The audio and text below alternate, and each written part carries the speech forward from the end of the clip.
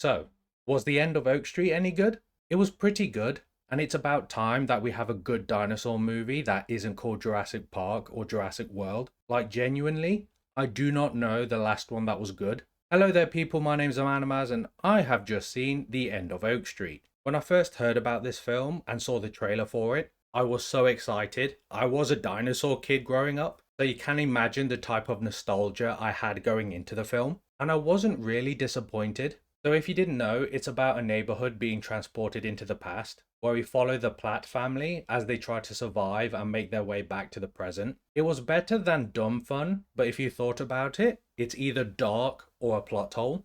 I'm not going into spoilers, but if you've seen it, you'll know what I mean. But onto the main attraction, the dinosaurs. I thought they were great. They very much acted like wild animals. Like they didn't have one big carnivore chase the family for the entire film. They just moved on from one certain species to another, and I liked how they didn't force in a T-Rex either, giving other predators a spotlight. Like there were raptors that weren't velociraptors, an Allosaurus and a Spinosaurus to name a few. They were feathered too, which I thought was pretty cool, going for the more accurate look. I also did like how brutal the deaths were. They weren't R-rated, but I thought they really pushed the boundaries for it. Some of the background characters suffered really horrible deaths, even a main character that would take you by surprise. The film isn't without flaws though. The relationship drama between Anne Hathaway and Ewan McGregor wasn't great, but it was that stereotypical they make up when they are in danger. At the beginning of the film, we see the entire street having a party, having a good time, and it seems like they're all friends. But once they get transported to the past, it was every family for themselves.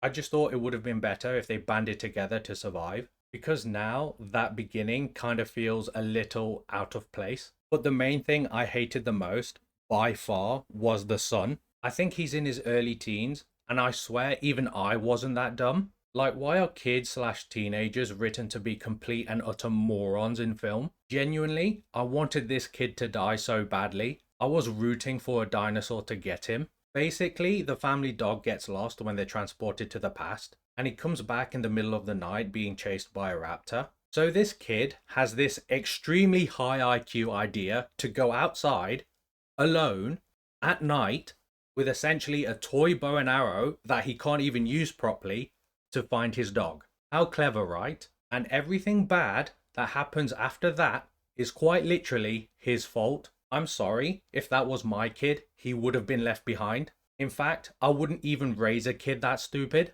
Sorry, I feel a bit heated from this mini rant, but it happens in so many films, like it gets me angry. But yeah, overall, it's a good film, and the best dinosaur one in a while actually. It would have been even better if that kid died, however. I do recommend that you check it out, but I understand if you don't, as The Odyssey and Spider-Man are still out, and I think you should watch those instead. If I had to give it a rating, it would be a 7 out of 10. A good time, but unfortunately will probably be forgotten soon. But anyway, if you like my review, please leave a like and subscribe, that would greatly be appreciated, and I shall see you next time, and peace.